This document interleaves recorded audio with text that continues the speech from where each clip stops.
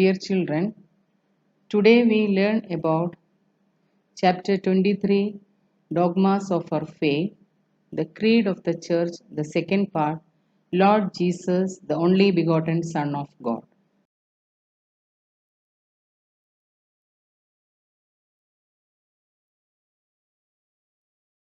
In this picture, we can see the incidents from the birth of Jesus Christ till his ascension.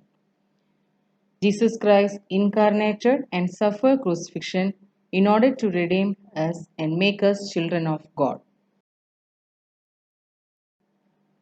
The second paragraph of Creed is the reply of the Church to the heresies regarding Jesus Christ.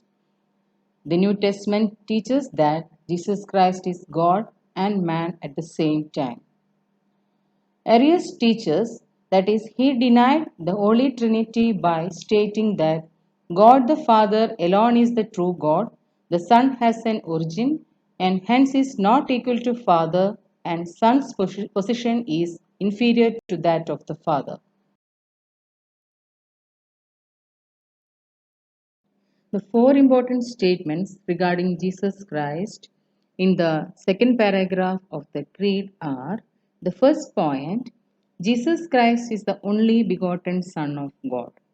He was begotten of the Father before all worlds, that is, beyond the human intellect. There was no time in which the Son was non existent.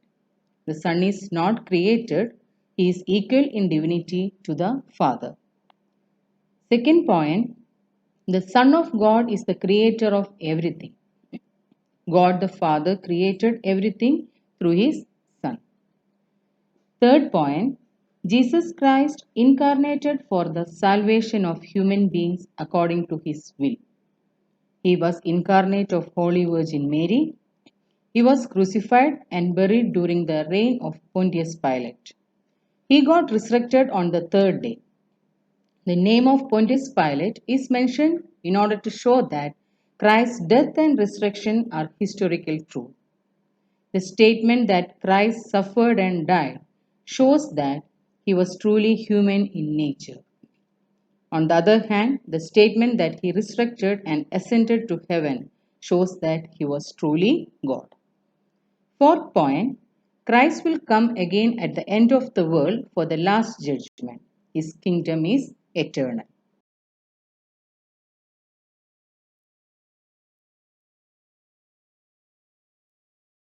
After Arius, Apollinarius came with the new heresy. He taught that even though Jesus Christ was fully God, he was not fully a human being. Though Jesus Christ took the human form, he did not possess a human soul, but the Word of God resided in him.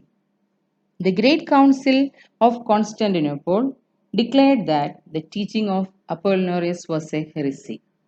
In order to show that Jesus Christ had a fully human form, the statement that he became man was added to the second paragraph of the Creed. Even though the Creed of the Church is known as the Nicene Creed, which had been used in the Church of Jerusalem at the time of the baptism. The practice of reciting the Creed in the Holy Eucharist was introduced by Patriarch Peter Fuller of the Syrian Church of Antioch in order to show that the Church clings on the Nicene Creed. This creed leads to right faith, is for right worship and right life.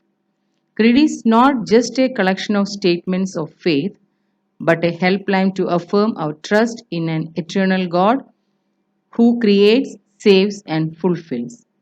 When we say we believe in Father, Son, and Holy Spirit, we indirectly say that we do not put our ultimate trust in perishing semi gods like wealth, power, and technology. Thank you. Subscribe now and press the bell icon. Never miss an update.